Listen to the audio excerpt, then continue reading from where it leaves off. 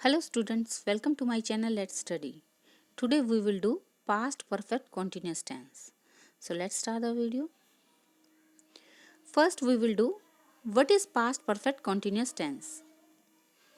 So past perfect continuous tense denotes an action that started in past, continued in the past and also ended at a certain point in the past. Past perfect continuous tense way action होते हैं जो शुरू भी past में हुए थे, continued in the past यानी past में ही कुछ समय तक कंटिन्यू फॉर्म में रहे and also ended at a certain point in the past और पास्ट में ही एक निश्चित समय पर ख़त्म हो गए। यानी एक एक्शन शुरू भी पास्ट में हुआ, फिर कंटिन्यूइंग फॉर्म में रहा और उसके बाद पास्ट टाइम में ही ख़त्म हो गया। ऐसे एक्शन को कहते हैं past perfect continuous tense. Clear? For example, I had been working at the company for 5 years when I got the promotion. I had been working at the company. मैं company में काम कर रहा था for 5 years. 5 सालों से एक company में काम कर रहा था when I got the promotion. और जब मुझे प्रमोशन मिला, यानी प्रमोशन मिलने की जो एक्शन हुआ वो भी पास्ट में हुआ और उससे पहले वह 5 साल से उस कंपनी में काम कर रहा था। क्लियर? तो यानी कंपनी में काम करने का एक्शन और वो कंटिन्यूइंग फॉर्म में रहना, ये सब कब हुआ? पास्ट टाइम में हुआ। Second example is Ram had been waiting for 2 hours. Ram 2 घंटे से वेट कर रहा था। यानी राम के द्वारा वेट करने का जो कार्य था वो पास्ट टाइम में ही शुरू हुआ था और 2 घंटे तक कंटिन्यूइंग फॉर्म में रहा था। Now identification in Hindi. Past perfect continuous tense की हिंदी में क्या पहचान है? In past perfect continuous tense sentence ends with से रही थी, से रहा था, से रहे थे इन हिंदी। हिंदी में पास्ट परफेक्ट कॉन्टिन्यूस हमेशा से रही थी, से रहा था, से रहे थे पर ख़त्म होते हैं। यानी टाइम इज गिवन, आपको टाइम बताया गया होता है कि कितने समय से पास्ट टाइम में वो एक्शन हो रहा था। सीमा सुबह से अपनी गुड़िया से खेल रही थी। यानी सीमा के द्वारा गुड़िया से खेले जाने का जो एक्शन था सुबह से कंटिन्यूइंग फॉर्म में था। क्लियर? वे मेरा 5 घंटे से इंतजार कर रहे थे। यानी इंतजार करने का टाइम पास्ट में 5 घंटे तक चला था। वे औरतें 3 घंटे से कपड़े धो रही थी। औरतों के द्वारा कपड़े धोने का जो कार्य था वो कितने घंटे तक कंटिन्यू रहा? 3 घंटे तक। तो यहाँ पे देखिए से रही थी, रहे थे, से यहाँ पे से भी आ रहा है, रही थी। तो ये से रही थी, से रहे थे, तो इसकी पहचान हो गई। और डेफिनेशन में जो हमने पढ़ा है कि एक्शन पास्ट में शुरू हुआ और वो एक कंटिन्यूइंग फॉर्म में रहा, तो उसका टाइम भी बताया गया है। जैसे वे मेरा 5 घंटे से इंतज़ार कर रहे थे। यानी इंतज़ार करने का जो वक्त था वो पास्ट में शुरू हुआ था और कितने टाइम तक कंटिन्यूइंग फॉर्म में रहा? पास्ट में ही 5 घंटे तक, यानी 5 आवर्स तक वो कंटिन्यूइंग फॉर्म में रहा था और उसके बाद वो फिनिश हो गया। यानी जब वो आ गया होगा तो वो एक्शन खत्म हो गया है।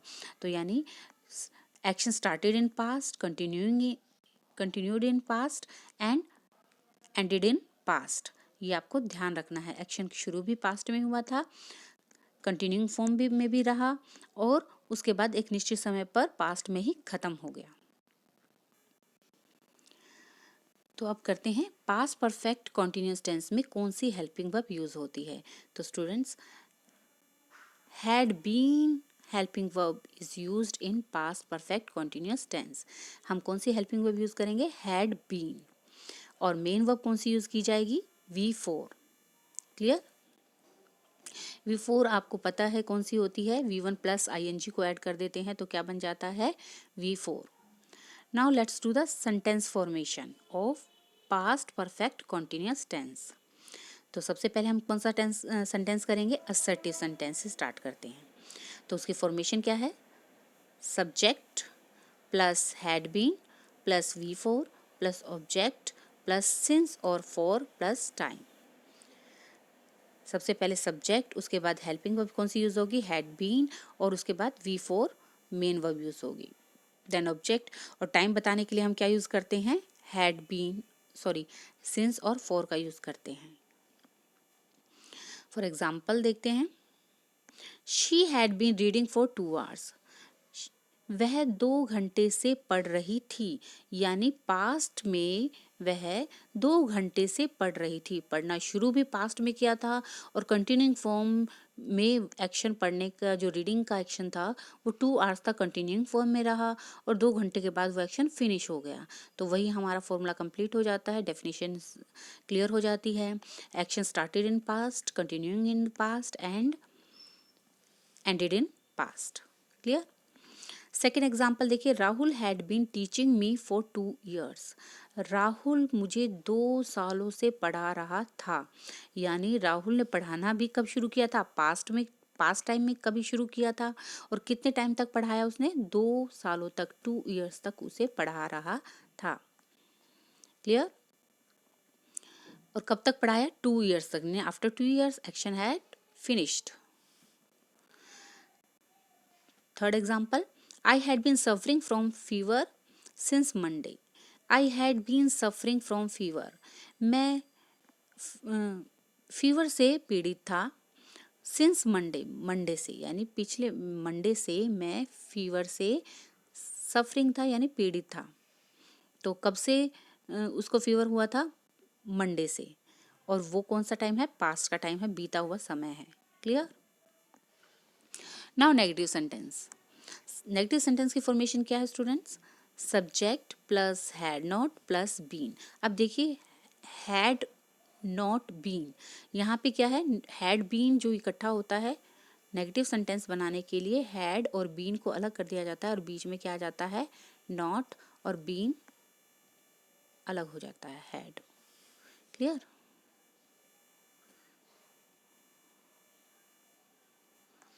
Subject had not been plus V four object plus since और for plus T for time. So let's do the example. First is, she had not been reading for 2 hours, 2 days। वह 2 दिनों से नहीं पढ़ रही थी। तो हमें नहीं का वर्ड यूज करना है तो हम नॉट का यूज करेंगे, और नॉट कहाँ लगता है, हैड बीन के बीच में, बिटवीन द हैड बीन, यानी हैड और बीन को सेपरेट कर देता है not word. Clear. Next example is, Rahul had not been teaching me for 2 years। Rahul had not been, Rahul मुझे 2 सालों से नहीं पढ़ा रहा था। तो यहाँ पे देखिए, नॉट कहाँ आ जाता है, हैड बीन के बीच में आ जाता है, हैड नॉट बीन। आपको सिर्फ नेगेटिव सेंटेंस बनाने के लिए स्टूडेंट्स यही ध्यान रखना है कि जो आपकी हेल्पिंग वर्ब थी हैड बीन यूज कर रहे थे, तो आप हैड बीन को अलग कर देंगे, यानी हैड नॉट बीन कर देंगे। बाकी आपका असर्टिव वाला ही फॉर्मूला है। Clear. Third example is, I had not been suffering from fever since Monday. मैं मंडे से, सोमवार से बुखार से पीड़ित नहीं था, पीड़ित नहीं था। तो यहाँ पे क्या है, मंडे से नहीं था, यहाँ पे टाइम बताया गया है कब से फीवर नहीं था, मैं मंडे से मुझे फीवर नहीं था। क्लियर। तो यहाँ पे आप देखिए, आपका असर्टिव फॉर्मूले की तरह ही है नेगेटिव सेंटेंस की फॉर्मेशन भी, बस आपको हेल्पिंग वर्ब के बाद नोट का यूज करना है। यहाँ पे हैड बीन हेल्पिंग वर्ब है, तो हैड बीन के सेंटर में, बीच में, बिटवीन में क्या आ जाएगा, नोट वर्ड यूज आ जाएगा। तो आपकी क्या बन जाएगी, नेगेटिव सेंटेंस फॉर्मेशन बन जाएगी।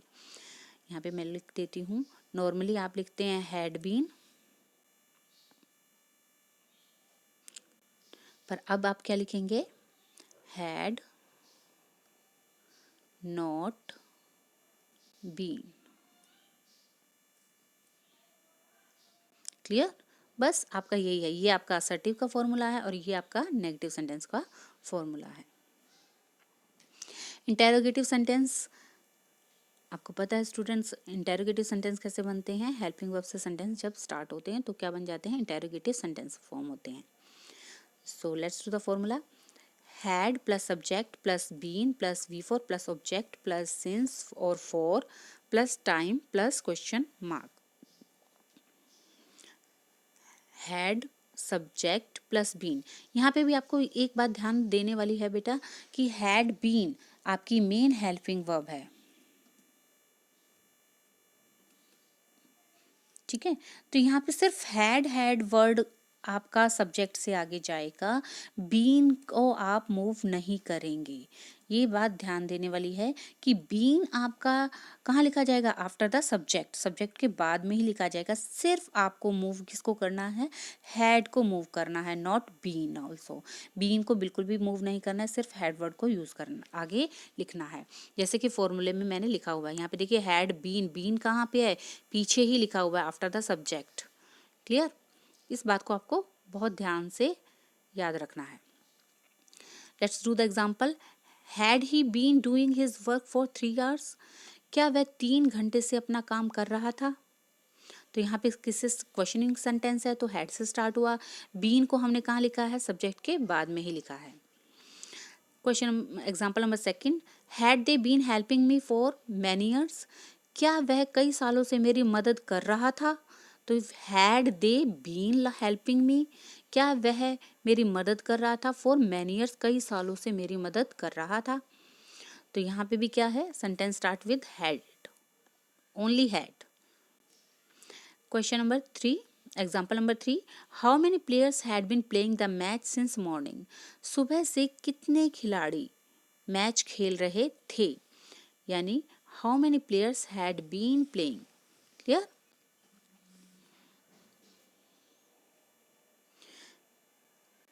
तो स्टूडेंट्स, हमने पास्ट परफेक्ट कंटिन्यूअस के तीनों सेंटेंस की फॉर्मेशन को सीखा।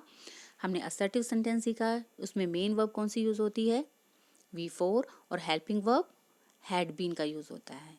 क्लियर।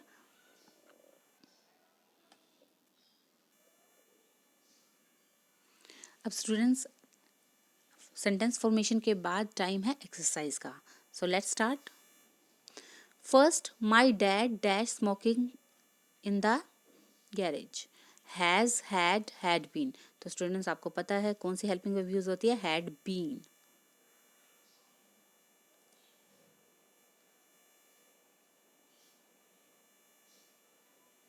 हैड बीन का यूज होता है। Question number 2, the printer dash working well, printer had not been.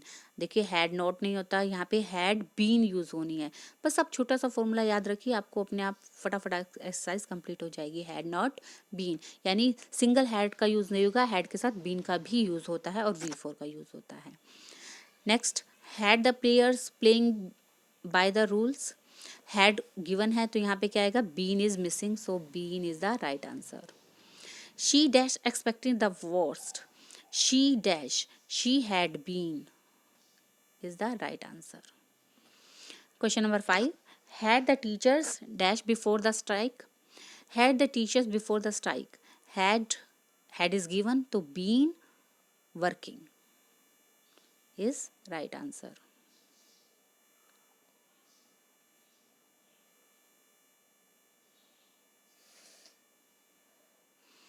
Next is our pool pump dash running properly before the storm. So our pool pump had not been. So right answer is had not been.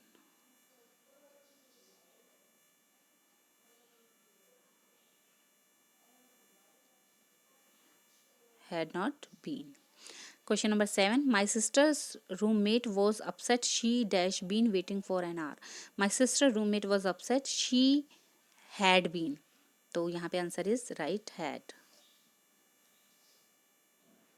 Question number 8. I just heard about the accident. Dash been working all night. Had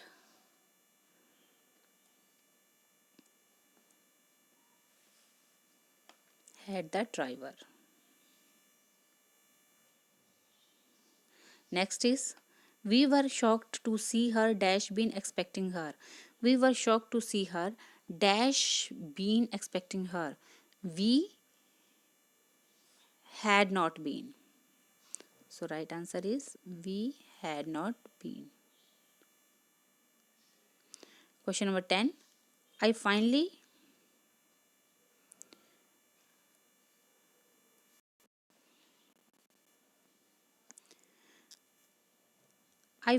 reached my mom dash her all day.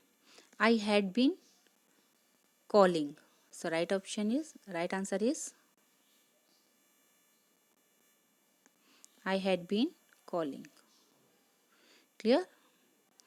तो students, हमने past perfect continuous को अच्छे से सीखा और उसकी exercise भी complete कर ली है।